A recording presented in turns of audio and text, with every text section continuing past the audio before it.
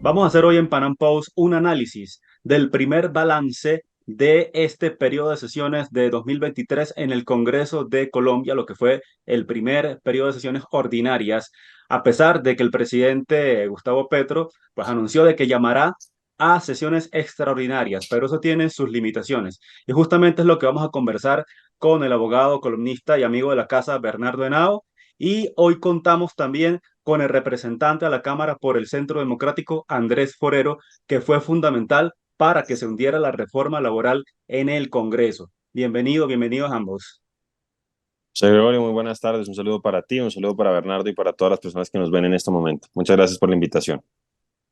Gracias, José Sí, para Gregorio, por la empezar, invitación. sí, para empezar creo que es propicio que hablemos de lo simbólico que fue este día martes, que pues justamente cuando culminaba el periodo de sesiones se dio esta multitudinaria marcha y hoy tenemos aquí pues a dos protagonistas, el señor Henao, protagonista de lo que fue la organización de esa marcha, y el representante pues Forero, el representante Andrés Forero, vital, fundamental para que se hundiera la reforma laboral. Entonces, cuéntenos brevemente cada uno de ustedes cómo vivieron este día, este martes, cada uno en lo que ese granito de arena que lograron aportar para estas dos victorias importantes para la oposición colombiana. Muchas gracias, José Gregorio. Un saludo muy especial. Andrés, un gusto estar acá contigo y a todos los oyentes, un saludo muy especial. La jornada de ayer fue apoteósica. Yo he participado, creo que en todas las marchas, sin excepción, quizás alguna no he ido, pero en todas las que he estado, nunca había visto una emotividad tan grande y una participación tan masiva, espontánea, tranquila y como organización cívica que somos y se dio el movimiento, porque esto no fue un movimiento partidista, fue un movimiento cívico, fue espectacular. O sea, Colombia en todos los departamentos y ciudades capitales participó activamente y así el gobierno quiera sacar unos nimios comunicados queriendo desconocer, el éxito es rotundo, es contundente. Representante, cuéntenos ustedes del Congreso. Pues José Gregorio, como lo dice Bernardo, pues esa fue una marcha multipartidista, una marcha que de hecho siento yo que tenía era un sabor más cívico que político. Y precisamente el día de ayer, mientras estaban haciendo esas marchas, en el caso de Bogotá, en la Plaza de Bolívar, pues estaba en vilo una de las reformas del gobierno de Gustavo Petro, que era la reforma laboral. Y finalmente, casi que como corolario a esas marchas que se estaban presentando, pues se terminó hundiendo la reforma laboral del gobierno de Gustavo Petro en el último día de la legislatura. Entonces, yo creo que fueron dos elementos o dos momentos muy importantes. Yo creo que el gobierno, si tiene algo de sensatez, va a atender un poco esos dos mensajes que se mandan desde las calles de Colombia, diciéndole que por favor corrija el rumbo, y desde el Congreso, donde también se le plantea que, a pesar de que él ganó las elecciones en segunda vuelta, pues eso no le da un cheque en blanco para refundar el país. Y lo que hemos visto, lamentablemente, es que el gobierno no ha querido concertar ninguna de esas reformas, la reforma a la salud, la reforma pensional, la reforma laboral, sino que ha tratado de imponerlas. Y pues eso ayer no le resultó y pues tuvo esa derrota. Entonces se dieron dos episodios muy importantes el día de ayer. Uno, que fue esa masiva manifestación en la calle de distintos colombianos que por distintas razones no están de acuerdo con lo que está haciendo el gobierno. Y lo otro, el hundimiento de una de las banderas o una de las reformas banderas del gobierno nacional. Tal parece que Petro acepta una de estas derrotas y la otra no. Es lo que uno interpreta de lo que él dijo en su cuenta de Twitter, donde es muy activo. Primero, pues él reconoció que se había hundido la reforma laboral y tal parece que no podría tal vez llevarla a sesiones extraordinarias como se podía especular, ¿no? Pero por el otro lado, luego saca una foto de la marcha tratando de desmeritar lo que se logró en las calles, ¿no? Quisiera que el representante nos ayudara a entender un poco el tema de cómo va a avanzar esto en el Congreso. No es posible, entonces, lo que dijo Petro tal vez es un reconocimiento de lo que contempla la Ley Quinta de 1992, de que los proyectos que no tengan un primer debate antes del cambio de legislatura se hunden. Pues yo creo que son varias cosas las que están convergiendo. Hay que decir que ya salió el decreto de extras y finalmente no fueron incluidas las reformas sociales, las que se han denominado las reformas sociales del gobierno, que son la Sí. reforma pensional, la reforma a la salud y la reforma laboral. Entonces, nosotros, o yo personalmente, soy de partidario de la tesis de que si un proyecto no es aprobado en primer debate en la legislatura en la que fue presentado, se hunde y no puede seguir su trámite en el Congreso. Eso es lo que dice el artículo 190 de la ley quinta. Es muy claro el Sí. artículo 190 de la ley quinta, que es una ley de orden, o sea, es una ley orgánica y además, pues, la Corte ha dicho a veces que pues tiene que interpretarse casi que de manera constitucional dice que si no es aprobado en un primer debate, pues en la práctica no puede seguir adelante. Dice, solamente van a seguir adelante en su trámite todos aquellos proyectos que sean aprobados en primer debate en la legislatura correspondiente. Y la Corte además, mejor dicho, la Constitución y la Ley Quinta establece que la legislatura va hasta el 20 de junio. Además de eso, ese proyecto estaba muy viciado. Entonces yo creo que por esa razón es que el gobierno finalmente decide un poco soltar eso. Era pues una apuesta muy grande que iban a hacer, era quizá desgastarse aún más en el Congreso por un proyecto que no tenía viabilidad. Y lo otro es que estaban pensando en que se discutiera el segundo debate de la ley de reforma a la salud ahorita en las extraordinarias y eso también pues fue dejado de lado. Yo creo que el gobierno un poco acusó recibo por lo menos de lo que sucedió en el Congreso y se dio cuenta que tiene que reconfigurar un poco las mayorías si es que está pretendiendo sacar adelante reformas tan controversiales como esas. Entonces yo creo que es un buen indicio por lo menos de lo que está relacionado con el Congreso, donde el gobierno se da cuenta que está con las mayorías muy frágiles. Los distintos partidos que hacían parte de la coalición de gobierno le dijeron explícitamente al gobierno a través de decisiones de bancadas que no querían votar la reforma a la salud de esta legislatura y entonces yo creo que el gobierno pues tuvo que en cierta forma recular. Tengo que además decir una cosa que me pareció un despropósito a propósito de por qué no hicimos quórum el día de ayer. La verdad, nosotros no sentíamos que tuviéramos garantías con el presidente SCAF. Hizo toda clase de jugaditas el señor SCAF para garantizarle mayorías al gobierno y finalmente a cuenta de eso fue que no hicimos el quórum para hacer la votación del orden del día y ahí entonces naufragó la reforma. Pero decía que algo que es muy indicativo, por un lado porque creían que se iba a hundir, pero creo yo porque fueron muy sobrados y la verdad creían que estaba todo aprobado. Es que la ministra del Trabajo, la ministra del ramo, ayer no estaba en el Congreso de Colombia, no estaba en Colombia, ayer estaba en España. Eso la verdad me parece impresentable y seguramente en un gobierno serio eso le implicaría la salida del cargo a la señora Ramírez. Sí, doctor Henao, usted como abogado, ¿qué nos puede aportar o tal vez preguntarle al representante Andrés Forero, ¿no? Para aclarar cualquier duda que podamos tener aquí y aprovechar su presencia por acá.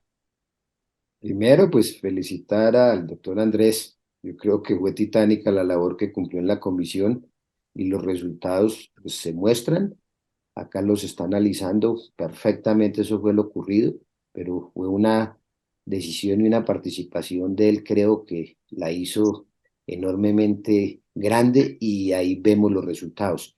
Yo me quedé sorprendido esta mañana que vi el texto del decreto 0909, 99, creo que es 39, y veo que convocaron para un tema de unas asambleas y para un tema presupuestal. Me llamó demasiado la atención que lo des por 2 días y coincido es que están perdidos frente a que se les deshizo la coalición o no tienen cómo llegar. Y lo que el doctor dice sobre que un proyecto que no pase en la correspondiente sesión de la Cámara, acá en este caso, como él lo explicó, pues no va a poder seguir el curso como la gente está pensando que va a ocurrir. Ahí quedaría un vicio sobrado y acá lo que se está mirando, como por ejemplo acontece con la reforma tributaria, pues ya lleva más de 30 demandas instauradas y la ley del plan ya iban 14 en lo que revisó. Entonces, ellos no creen, pero a futuro la Corte Constitucional va a poner en orden todo y si estas reformas llegaran a pasar con todos esos vicios, pues tienen que caerse, porque donde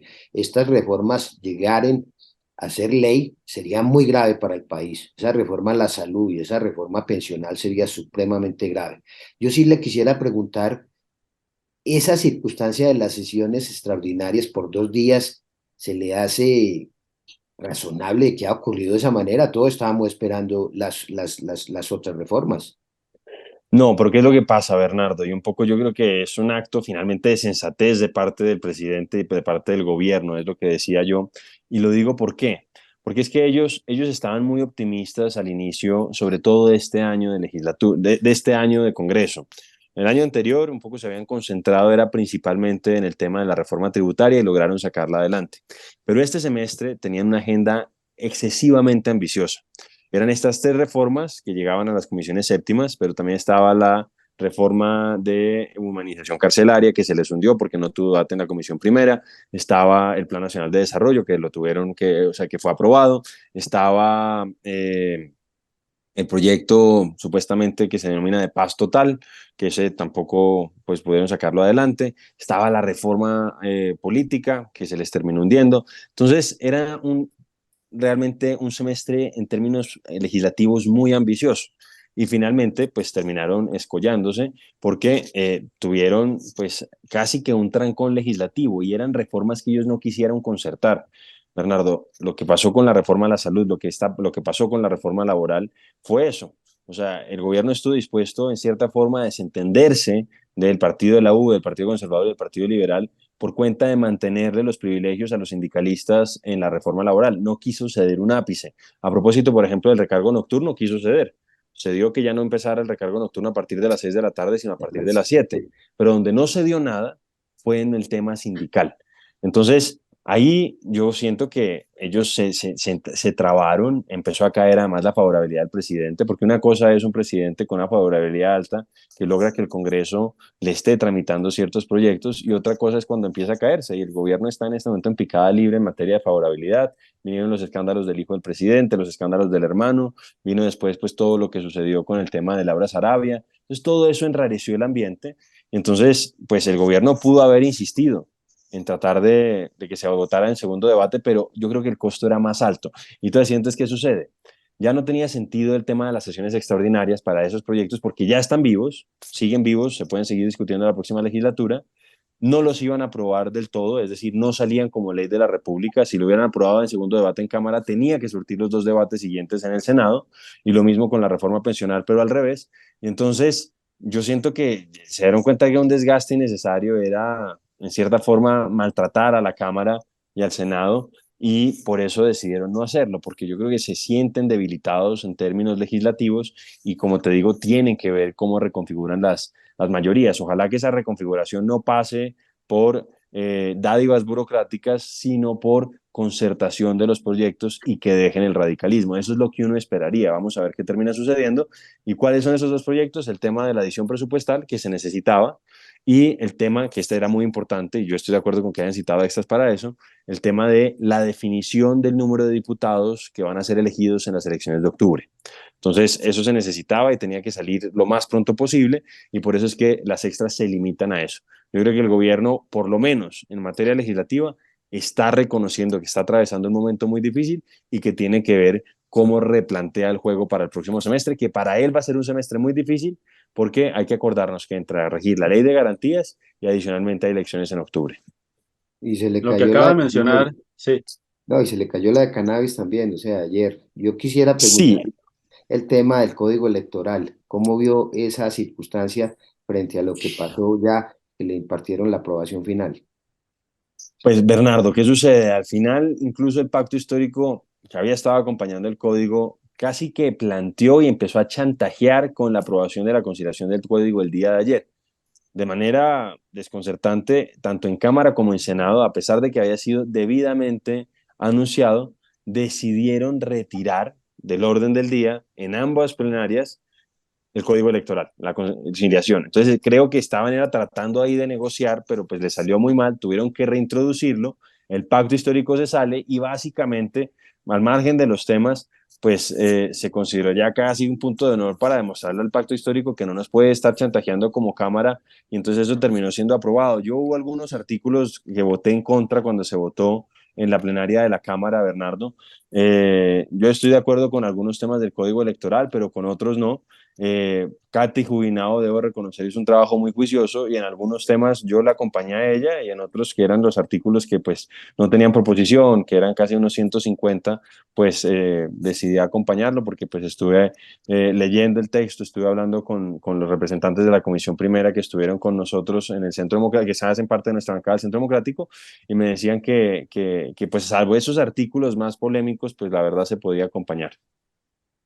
Que mencionaba el representante en cuanto a lo que fue la reforma política que le tuvieron que retirar, la reforma a la salud, que no ha habido consenso y pues la ruptura que ha tenido el gobierno en su coalición. Esto nos demuestra que no son solamente dos derrotas de las que hablamos ayer, sino suman muchos más. Incluso la revista Semana hablaba ayer de que el gobierno de Gustavo Petro acumula 5 derrotas, ¿no? Quisiera ver si nos ayudaba a hacer un balance más en cuanto a números o porcentajes de cómo sería ese balance general del primer periodo de sesiones ordinarias si tomamos en cuenta la cantidad de proyectos presentados y los sancionados, de cuánto, qué porcentaje estamos hablando que logró el gobierno pasar y lo que no logró pasar, que sabemos que es mucho mayor, ¿no? Pues bueno, Gregorio, la verdad no he hecho el número, o sea, no he hecho el ejercicio con números, pero un poco te voy a hablar, ya lo hice, voy a repetir el tema de los proyectos bandera del gobierno.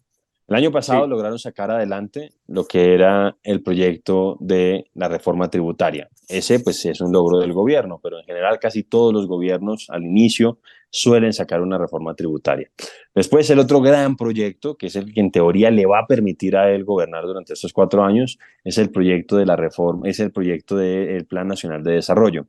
Lograron aprobarlo, pero se le cayeron en el trámite del proyecto muchas de las facultades extraordinarias que pedía el presidente y algunos artículos que eran muy importantes para él. Por ejemplo, pues esto implicó en cierta manera la salida de la ministra Cecilia López del gabinete. No solamente fue eso, pero ese fue uno de los temas de discordia. Pues básicamente estaban planteando una expropiación express y eso finalmente se terminó cayendo. Se aprobó un artículo complicado, pero ya no es un artículo que tenga esos alcances que tenía ese artículo original. Entonces, ahí, pues yo creo que el gobierno también puede salir a celebrar en cierta manera porque logró aprobar su plan de desarrollo, pero más que aprobar el plan de desarrollo necesita ejecutarlo e implementarlo. Y la verdad es que este año me estoy saliendo ya del tema legislativo y estoy pasando al ejecutivo para volver después a lo legislativo. Este año han tenido muy baja capacidad de ejecución. Realmente se están rajando. Es un gobierno que es muy bueno para hablar, pero muy malo para hacer. Entonces, eso finalmente le va a terminar pasando factura. Y después estaban todos esos otros proyectos, actos legislativos, donde querían crear una corte, esto lo sabe mejor que yo, Bernardo, una corte agraria. Eso finalmente se cayó lo de la corte, pero se mantuvo el tema de la jurisdicción. Ahí eso se tuvo que concertar con partidos de oposición. Ahí el doctor Cadavid de mi partido, que está en la Comisión Primera, hizo un gran ejercicio. Lograron sacar algo que era más declarativo, que era relacionado con el tema de los campesinos, pero ninguno de los tres grandes proyectos, que son el pensional, el de la salud y el laboral, pudo surtir los 4 debates. Cuando uno revisa las diapositivas que presentaba el ministro Prada al principio de las extraordinarias de este año que se dieron en febrero, básicamente ellos decían que para junio de este año ya se habían aprobado esos proyectos en cuarto debate. ¿Y hoy qué tenemos? Han sido aprobados en primer debate la pensional y la salud, y la laboral se hundió. Entonces, eso para ellos es muy problemático. Se hundió por no tramitarse lo que te decía, el proyecto de humanización carcelaria, y no me acuerdo si finalmente fue o no fue presentado, debo reconocer ahí que no tengo claridad porque estuve muy concentrado en los temas de la Comisión Séptima, el proyecto que se denominaba de la paz total, que era pues el marco con el que ellos querían hacer las negociaciones con los grupos armados de la ley, que no eran propiamente grupos subversivos, por decirlo así, grupos guerrilleros, sino que eran otro tipo de grupos delincuenciales. Entonces eso finalmente no se dio, pero donde también fracasó el gobierno fue con el tema de ese cese al fuego. Entonces yo creo que ha sido un año muy complejo para el presidente y hay que decir siempre, esto me lo decía Diego Molano, hoy candidato a la alcaldía de Bogotá, que ha estudiado mucho el tema de los periodos presidenciales. El primer año es el año del presidente, es lo que se denomina la luna de miel. Yo siento que esa luna de miel ya se está acabando y el balance respecto a lo ambicioso que fue el paquete legislativo que se presentó, sobre todo este año, yo creo que es pobre para el gobierno y sobre todo teniendo en cuenta que está muy desgastado y que hay elecciones en octubre. sí, lo hablábamos con el doctor Henao a comienzo de año, ¿no? Sobre esta luna de miel que o duró poco, que prácticamente no tuvo luna de miel, ¿no? Así Y es. aquí quisiera pues que me ayudaran los dos con un análisis más político que legislativo cuando vemos y ha comentado el hecho de que la popularidad del presidente está muy baja, tal vez eso no le ha permitido poder empujar un poco más sus proyectos que se le han caído, pero a pesar de eso, él insiste con otros, porque ya habló incluso de una reforma a la educación universitaria. ¿Cómo está en lo político el gobierno de Gustavo Petro con una popularidad baja, con reformas que no ha logrado pasar en el Congreso y aparte de eso, al inicio parece que cantó victoria al lograr una coalición de gobierno con partidos que incluso estaban con el presidente Duque y que parece que le han dicho que no son incondicionales como él pensaba.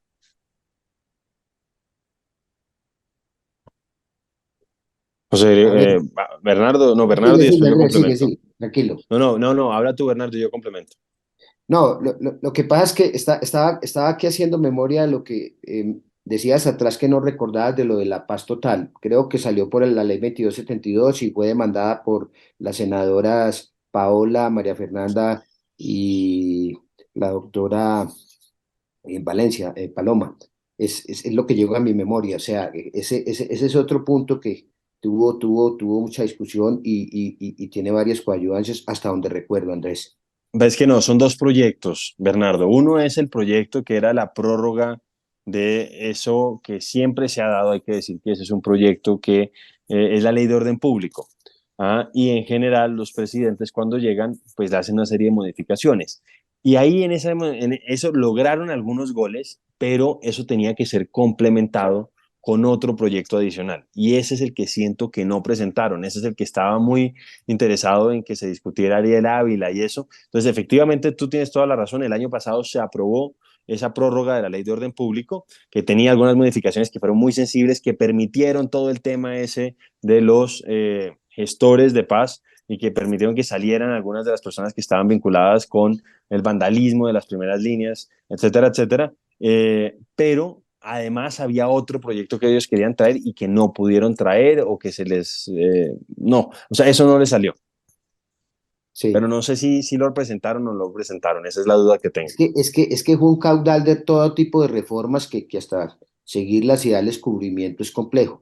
Pero yo sí quisiera que nuevamente me dejara conocer la pregunta, José Gregorio, porque veo que hablabas algo de la situación actual, la caída de imagen y el reconocimiento que hoy tiene. A mí me preocupa ya que lo que no consiguió o no digamos preocupa, sino más bien que le preocupe al gobierno que lo que no consiguió en esta legislatura. Ahora, en la legislatura ordinaria que venga el 20 de julio, pues vamos a estar en elecciones. Y a mí el tema de las elecciones, eso hace que la Exacto. gente se ocupe fuertemente en las campañas en sus respectivas regiones. Yo no veo muy fácil que va a poder impulsar tan dedicado como pensaría el gobierno que pueda hacerlo. Lo dudo mucho. Yo Sí, creo que, por eso les insistí a ver si hablábamos un poquito de un análisis más político que legislativo, porque ya, digamos, el año se le está yendo al gobierno, ¿no? Porque el segundo periodo que queda es más complicado tomando en cuenta las elecciones y tomando en cuenta la baja popularidad, tomando en cuenta que no ha avanzado con la mayoría de las reformas que pretendía. Y le comentaba que aparte de eso, de que no ha logrado avanzarlas, él viene a presentar una nueva de la que habló hace pocos días de una reforma a la educación universitaria, ¿no? Entonces, ¿cómo avanza, cómo querer avanzar más allá si tiene tantos factores en contra? Es decir, esto va a ser en un gobierno normal, uno se preguntaría, ¿qué hace un gobierno en estas circunstancias? ¿Se modera o se radicaliza? pues José Gregorio, un poco yo quería hacer como un recuento de lo que ha sucedido con este gobierno. Este gobierno gana en segunda vuelta y más allá de que pues yo no voté por el presidente Petro en segunda vuelta, le he hecho oposición, debo reconocer que en segunda vuelta por lo menos trató de moderarse y se acercó a algunos sectores políticos de centro, algunos personajes políticos de centro y de hecho por eso fue que ingresaron el señor Gaviria, Alejandro Gaviria, el exministro Ocampo, la exministra López. Se supone que estaban tratando de hacer una gran coalición de centro-izquierda. Eso fue lo que un poco el presidente trató de plantear, un gran gobierno de unidad nacional, etcétera, etcétera, convocando sectores un poco distintos a los que habían sido originarios del pacto histórico de la campaña del presidente Petro, y eso le dio cierto aire. Pero, sobre todo con la reforma de la salud, empezaron a presentarse resistencias fuertes dentro del propio gabinete. Y cuando el presidente tuvo que elegir entre mantener esas anclas en el centro político, como era Alejandro Gaviria, o mantener a la ministra Carolina Campo. Corcho, él decidió radicalizarse, salir de Alejandro Gaviria y en ese momento mantener a Carolina Corcho. Ya después, cuando se le siguió escollándose la reforma a la salud y siguió teniendo problemas de trámite en el Congreso, decide sacar a Carolina. Pero en ese momento, cuando saca a Carolina, sale al mismo tiempo, o mejor dicho, revienta la coalición de gobierno. Él en buscar nuevamente la moderación, la prudencia, la concertación, se radicaliza y dice que entonces no iba a haber, un poco en sintonía con lo que acaba de sacar a propósito de la reforma a la salud, que no hay pacto social, que etcétera, etcétera, básicamente nos está amenazando. Entonces él rompe su propia coalición de gobierno. Los conservadores se va al partido de la U, se van a la independencia, y obviamente pues eso ya le dificulta un poco más el trámite de los proyectos y prueba de eso es que pues con toda esa ambición legislativa que tenía pues logró sacar una reforma a la salud llena de vicios de trámite, empezando porque hay muchas personas que consideran que eso se debe haber tramitado como una ley estatutaria y una reforma pensional que fueron aprobadas solamente en primer debate. Entonces yo creo que él antes de pensar en qué viene hacia adelante, pues debe ver cómo logra sacar los proyectos actuales y sobre todo debería cambiar la forma en que está abordando los temas en el Congreso. Y es que no puede pretender que con las bancadas del pacto histórico, que sí, en el caso del Senado es la bancada más grande, pero no tiene mayoría. Necesita a las otras bancadas y si él no concerta no va a sacar ninguna reforma.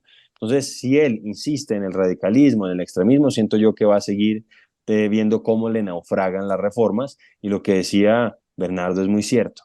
Ahora vienen las elecciones regionales y obviamente si el gobierno se sigue desacreditando, sigue cayendo, pues los partidos no van a querer salir en la foto con él aprobándole reformas. Entonces es muy probable que entremos en una suerte de congelamiento del trámite legislativo hasta después de octubre. Posiblemente la que no tiene tantas resistencias es la reforma pensional, pero yo creo que el tema de la salud va a ser muy sensible y no sé si los partidos se vayan a atrever a votar esa reforma con las elecciones tan cerca.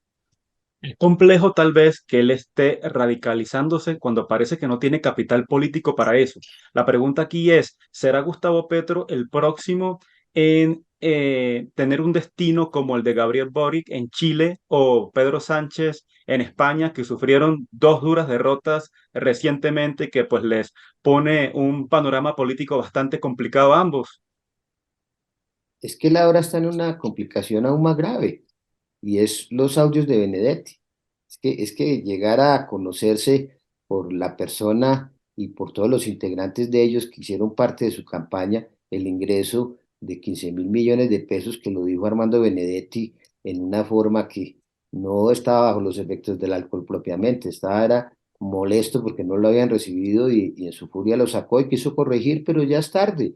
O sea, esto va a poner un gobierno a defenderse todo el tiempo, o sea, los 3 años que resten, y así como le pasó en la alcaldía en su gobierno de 3 años, que tú se la pasó todo el tiempo defendiéndose, y desde luego aquí con las denuncias que están en curso y con todo lo que hace, está abriendo paso político al juicio político. Habrá gente que dice que eso le conviene porque lo victimizan. Yo no creo, yo creo que la circunstancia en que él está y con lo que reveló Semana, sobre la base de que le están dilgando que los 3.000 millones eran de él, pues lo ponen en una situación que le afecta por completo la gobernabilidad. Y en Manizales, el doctor Giraldo, que alguna vez fue senador de la República, escribió un artículo recientemente que decía que no debería desgastar tanto al país sometiéndose a esto y que lo más indicado para Colombia y su partido era que renunciara. Yo creo que él no lo va a hacer, pero probablemente nosotros vamos a tener que seguir adelante impulsando la denuncia que obviamente puso Miguel Uribe, la que puso Federico Gutiérrez, la que hizo Abuchaibe y todo, pero aquí estamos en una circunstancia de que esos dineros que se dicen ingresaron, pues los expresaron una gente de ellos y eso genera unas consecuencias. Pues yo creo que sí puede suceder algo parecido a lo que está pasando en este momento con Boric y con Pedro Sánchez. En el caso de Pedro Sánchez hay que decir que pues ya lleva bastantes años de gobierno. Yo creo que se parece más al caso de Gabriel Boric, donde pues tuvo un desgaste muy acelerado Gabriel Muy Boric rápido, ¿no? y en parte también por el tema del extremismo con el que gobernó. O sea, ellos, sobre todo en el caso de Petro, porque Boric incluso en segunda vuelta ganó por un margen más holgado respecto a José Antonio Casta en Chile. En el caso de Petro, Petro ganó por un margen muy estrecho y hubo muchas personas que más que votar por Rodolfo Hernández, votamos fue contra Gustavo Petro porque sentíamos que realmente Sí. representaba una amenaza contra nuestras instituciones. Entonces, yo al principio pensé que había entendido que había ganado por un margen estrecho y que eso no era un cheque en blanco para refundar el país, pero parece que no lo ha entendido y por eso es que él sigue y sigue cayendo en las encuestas. Entonces, él pensó que radicalizándose iba a reencantar o reconquistar al pueblo, y por el contrario, lo que se ha visto es que la gente cada vez que se radicaliza empieza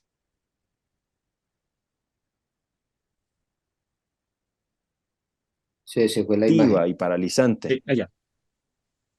Que si a esa radicalización improductiva improductiva y paralizante, perdón, se le suman los escándalos a los que estaba haciendo alusión Bernardo, pues la verdad yo creo que el gobierno va a tener una situación bastante difícil. Y vuelvo a insistir, el próximo semestre va a ser muy complicado en términos legislativos para el gobierno, no porque sea este gobierno en particular, sino porque en general cuando hay año de elecciones, pues las prioridades a veces de los congresistas suelen ser muy otras, y un poco los cálculos los hacen en función de si el gobierno le está yendo bien o mal. Y a este gobierno en este momento no le está yendo bien. Entonces vamos a ver qué termina de suceder, pero yo creo que sí puede sufrir una derrota parecida, y de hecho hay algo muy indicativo, por lo menos en el caso mío, que soy aquí de Bogotá. Pues el señor Gustavo Bolívar había renunciado a finales del año pasado, pensando en lanzarse a la alcaldía, y ahora pues está dudándolo. Y yo creo que debe ser que está haciendo encuestas y las encuestas no le están dando. Seguramente él pues va a perder de manera estrepitosa, si es que llega a pasar a segunda vuelta, y pues prefieren no exponerse a una derrota de esa naturaleza. Entonces eso muestra que muy posiblemente pues vayan a sufrir un gran revés electoral en las elecciones regionales. Petro parece que ha querido imitar la fórmula chavista de llevar el debate legislativo a las calles, pero todo indica que no le ha funcionado, ¿no? Evidentemente no tiene la fuerza que tuvo Hugo Chávez en su momento para hacer todas las reformas que hizo. Ahora quisiera que, para que terminemos, porque nos queda muy poquito tiempo y también no le queremos quitar más tiempo al representante, que nos dijera qué se espera para este periodo o estas sesiones extraordinarias que vienen. ¿Qué puede pasar? ¿Qué se puede aprobar en las sesiones extraordinarias? ¿Y qué se espera para el segundo periodo, que sabemos que pues es complicado por estar en las elecciones de por medio, ¿no? Y con esto cerramos, que nos queda muy poquito tiempo. José Gregorio, no, muchas gracias. No vuelvo a insistir. Entonces, realmente yo creo que el gobierno acusó recibo del golpe legislativo, por lo menos que se le dio el último día y las últimas semanas, realmente, porque es que hubo rebelión en el Congreso a propósito de muchos proyectos, entonces se dieron cuenta que no tenían margen, y realmente las sesiones extraordinarias, según lo que salió en el decreto, son sesiones de trámite.